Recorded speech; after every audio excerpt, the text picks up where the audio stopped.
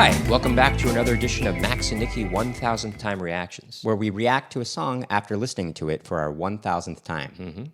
We release 3 videos a day, every day, so make sure to hit that subscribe button so you don't miss out on all our amazing content. What are we going to listen to right now, Max? We're going to be listening to U.S.A. for Africa's We Are the World.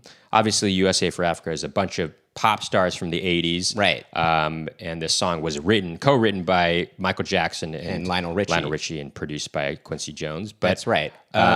So we're going to do something a little special for this.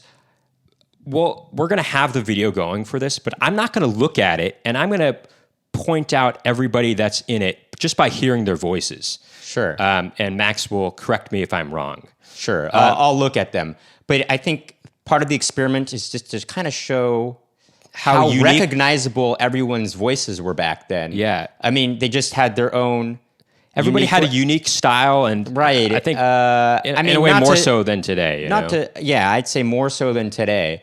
But anyway, there's good music today too. But I tend to think that sure, it's more recognizable get into that. In the past. But sure. Anyway, we'll get to talking about it. As we usually do, we like to mention that we have another channel called Max and Nicky, on which we perform oldies, tunes, jazz standards, and originals in that vein. And we have comedy videos on there as well. So check that out if you'd like to do so. But for right now, let's take a look and a listen to USA for Africa's We Are the World. Here we go. So I'm not going to look. I am going to look. So you'll be seeing me look down at the screen here.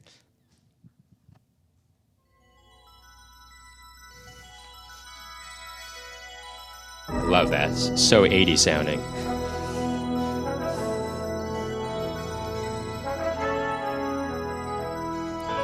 I already know it starts with Lionel Richie. And it's Stevie Wonder.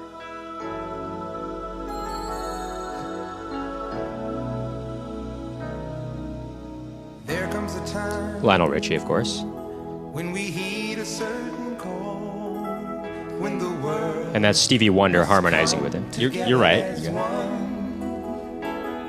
there are people dying. Stevie Wonder. Oh, when it's time Paul Simon. to lend That's right. a hand to life, the greatest gift It's of Kenny Rogers harmonizing with Paul Simon. That's right. all.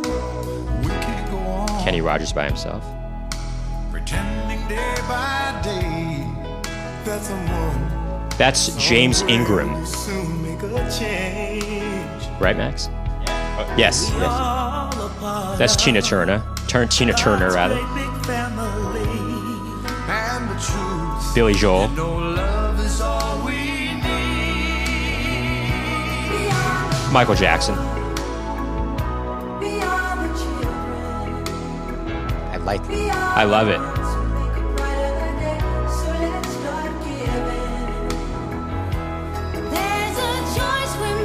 That's Diana Ross. That's right.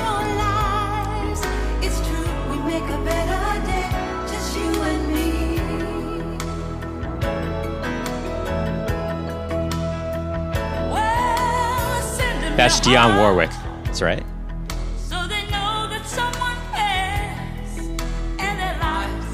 Willie Nelson harmonizing with her.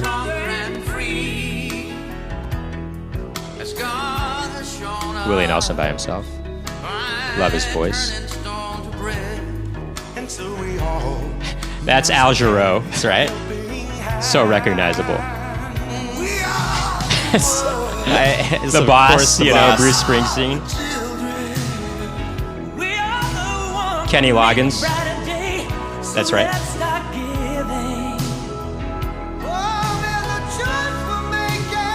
Steve Perry. Daryl Hall.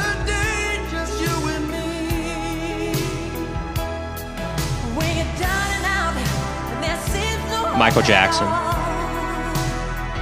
Huey Lewis coming up.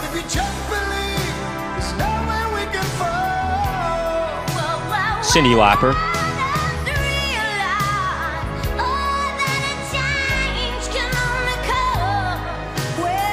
Kim Carnes.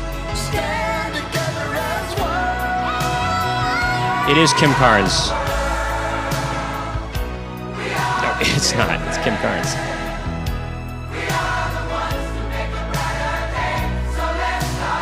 You know, we see different people in there right now. You know, Dan Aykroyd's in the back. Harry Belafonte. Jeffrey Osborne.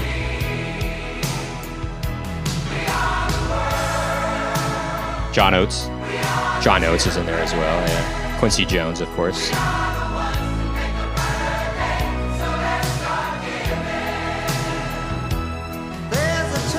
Bob Dylan.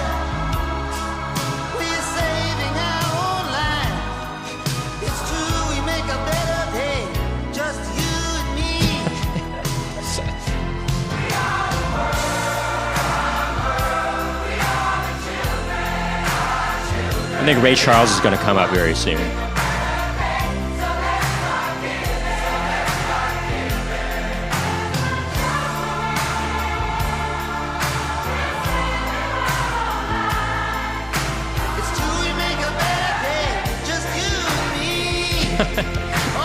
There it is, Ray Charles right here.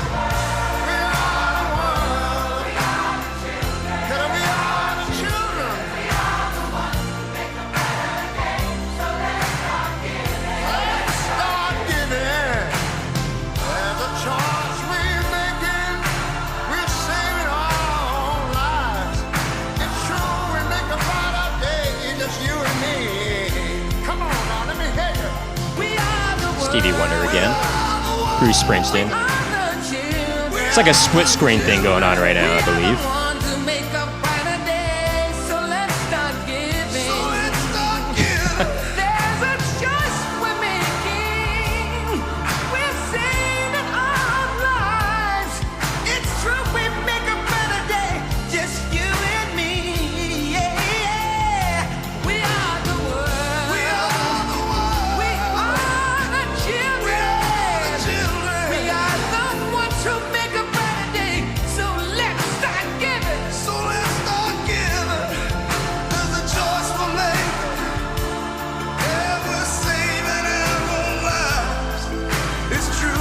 And they really give a lot of Bruce Springsteen time here.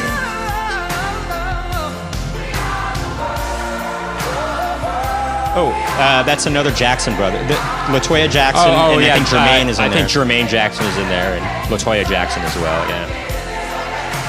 Weird that Dan Aykroyd's there, though. Who's that? I'm not sure. A couple other guys, I'm not sure who they are.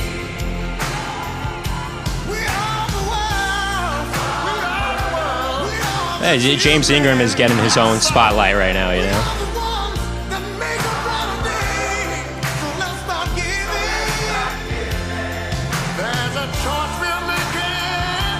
Charles.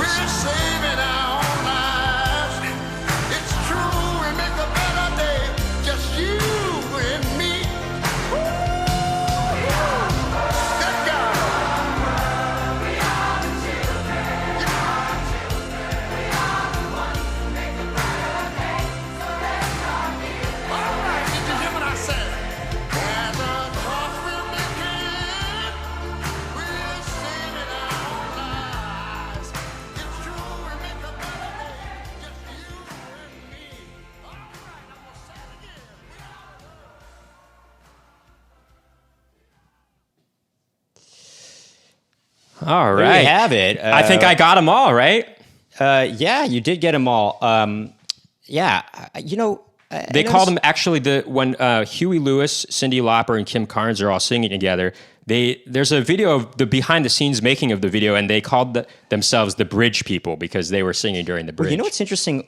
For a co-writer, Lionel Richie really didn't asked to utilize himself so much during this video. He's as a solo singer, he's in the very beginning, and then he doesn't sing any solos. You can look it up, actually, Max. Lionel Richie talks about it, how, you know, Michael Jackson and Lionel Richie set on co-writing this thing together, and they spent one night, you know, working on some ideas, and then they had maybe a quarter of the song done. And Lionel Richie went home for the night. And the next day, Lionel Richie came back to Michael Jackson's whatever studio or house and Michael Jackson had finished the rest of the song by himself. So really, Michael Jackson, I think by Lionel Richie's own admission, Michael Jackson wrote a lot of this song by himself. But by the way, I know we were experimenting here to see how recognizable the people's voices are, and they are very recognizable. But let's just be clear: Nicky has heard this so many times; he knows who is singing what. I know, but by memorization. Listen, but nevertheless, they are very recognizable. I mean, when Willie Nelson sings, he's not trying to sing like anybody else but Willie Nelson. It's the most honest voice, I think, in recorded music history, in my opinion. But what's interesting is, man, Bob Dylan is sounding particularly Bob Dylan-ish in this song. Well, also Bruce Springsteen is sounding particularly Bruce Springsteen-ish. I mean, there's something funny about the way he sings. There is something funny about. I mean, look, I like some of his songs, but he really does have this kind of. He kind of overdoes it. I mean, especially like in the video, they really have a close up on him, and he really just him getting so into it is really kind of laughable in my opinion. Well, it's funny, but it is effective. I will say it is effective. It's effective, and but they do really use him a lot. They use him a lot. I can understand them using Stevie Wonder a lot. But they really utilize Bruce Springsteen. It might have been because well, it's hard to say. I was going to say just now that it was probably the height of his popularity at this point, but they were all popular. They were super all popular. I mean, and obviously Ray Charles gets his own thing. I think that was kind of a respect. Well, but also he's longtime friends with Quincy Jones. I believe Quincy Jones. Oh, sure. They was in his band at one point as a trumpeter, if I'm not mistaken. I don't know. I'm trying to remember the movie Ray, actually. Well, no, he did play the trumpet for sure. Sure. But they knew each other for a very long time. Quincy Jones also played with Dizzy Gillespie at one point as well. But he found that his